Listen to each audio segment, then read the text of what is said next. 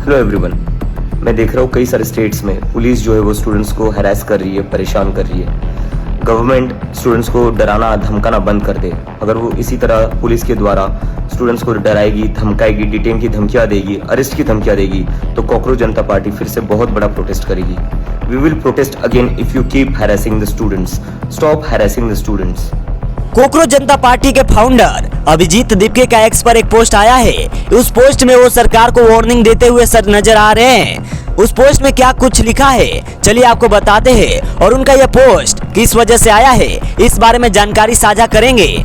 इस पोस्ट के बाद से क्यूरियोसिटी ये बढ़ गई है कि क्या अभिजीत दीपके या पूरी जो सीजेपी पार्टी है वो एक बार फिर से प्रोटेस्ट करने वाले हैं। क्या फिर से ये तमाम जेनजी फिर से जंतर मंतर पर जुटेंगी और सरकार के खिलाफ एक और बड़ा प्रोटेस्ट किया जाएगा। इसको लेकर कयास अब शुरू होने लगे हैं, क्योंकि जो तमाम बातें लिखी गई है अभिजीत दीपके के द्वारा इस ट्वीट में, उनसे कहीं ना कहीं अंदेशा अब लग जा रहा है। लग रहा है कि शायद सीजेपी दोबारा से प्रोटेस्ट करने के लिए जा सकती है। अभिजीत ने लिखा है कि अगर पुलिस के हाथों द्वारा स्टूडेंट्स की जो हरासमेंट लगातार होती रही है वो बंद नहीं होती है, तो एक बार फिर से cockroach Janata party peaceful protest करेगी और गवर्नमेंट को जल्द से जल्द स्टॉप करना चाहिए, रुक जाना चाहिए विच हिटिंग और टारगेट करना स्टूडेंट्स को।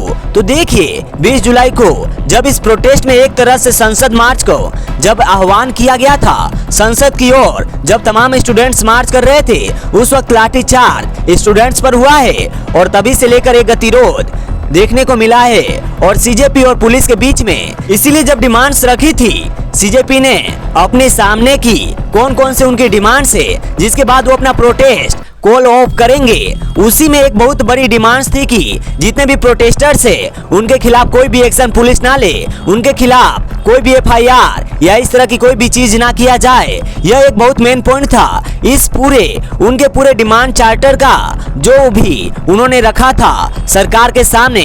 लेकिन अभी क्या हुआ है कि आज सुप्रीम कोर्ट की एक हियरिंग थी, जन याचिकाएं जो तमाम दायर की गई है सीजेपी के इस प्रोटेस्ट से जुड़ी, इस पर आज सुप्रीम कोर्ट में हियरिंग हुई है और इन मामलों की सुनवाई कर रहे थे मुख्य न्यायाधीश सूर्यकांत, न्यायमूर्ति जयमाला बागची और न्यायमूर्ति वी मोहना। इसमें कोई बड़ी बातें आज की इस हियरिंग से निकलकर सामने आई है।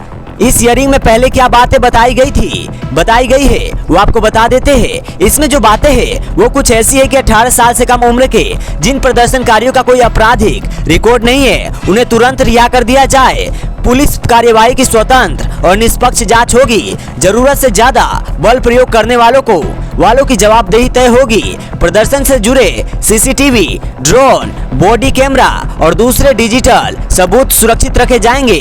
और इसमें 8 राज्यों से जवाब भी मांगा गया है कि जिन भी लोगों पर पहले केस नहीं थे उनके खिलाफ फिलहाल क्या कार्रवाई की गई। इस तरह के जवाब 8 राज्यों से मांगे गए हैं। लेकिन इसमें एक पॉइंट आज भी जोड़ा गया जिससे सीजेपी को फिल वक्त जो है प्रॉब्लम नजर आ रही है, वो ये था कि कोर्ट ने कहा है कि पहले से दर्ज जो एफआईआर है तमाम लोगों पर उन्हें अपने आप रद्द या स्थगित ना किया जाए। सरकारी कानून के मुताबिक उनकी जांच जारी रखी जा सकती है। अब देखिए यहाँ पर सीजेपी ने अपनी तरफ से क्लियर कर दिया है कि उनको कोई एक्शन नहीं चाहिए स्टूडेंट्स पर, उनका किसी तरह का कोई भी एफआईआर नहीं चाहिए। यह एक मेजर डिमांड थी जैसा कि हमने कहा। लेकिन सुप्रीम कोर्ट का ये जो पॉइंट है, हालांकि सुप्रीम कोर्ट ने एग्री किया है सीजेपी के जो प्रोटेस्टर्स है उनके साथ ये कहा है कि पीसफुल प्रोटेस्ट की अनुमति होनी चाहिए। स्टूडेंट्स को पूरी तरह से एग्री किया।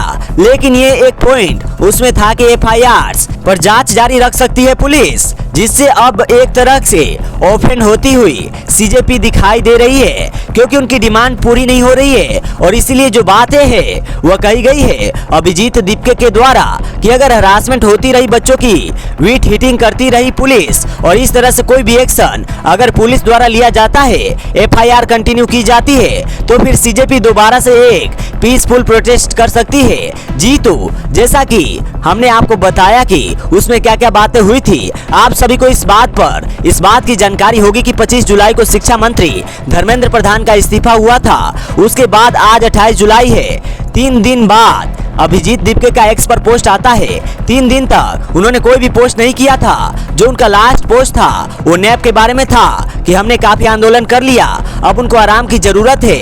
उसके बाद उनका जो पोस्ट आया है वो पुलिस ब्रूटिटी, और शायद अब इस पूरे पोस्ट में कोर्ट का तो जिक्र नहीं है, लेकिन ऐसे कयास लगाए जा रहे हैं कि कोर्ट के जो भी प्रोसीडिंग्स हुए हैं और कोर्ट में जो भी हियरिंग आए हैं और PIL पे जो भी इंटरिम आदेश आए हैं उसी को लेकर अभिजीत दीपके का यह बयान आया है। और कई लोगों ने इस दौरान कई लोगों ने सवाल भी दीपके पर और कॉकरोच जनता पार्टी पर भी उठाए हैं कि इन लोगों का कोई एक्टिव एक्शन अब आगे क्यों नहीं नजर आ रहा है। तो आप सभी को इस एक्सपोज से क्लैरिटी मिल गई होगी कि अगर FIR कंटिन्यू रही प्रोटेस्टर्स पर तो CJP एक बहुत बड़ा आंदोलन कर सकती है। फिलहाल के लिए इस वीडियो में इतना ही। आगे जो भी अपडेट्स आएंगे हम आप तक पहुंचाते रहेंगे।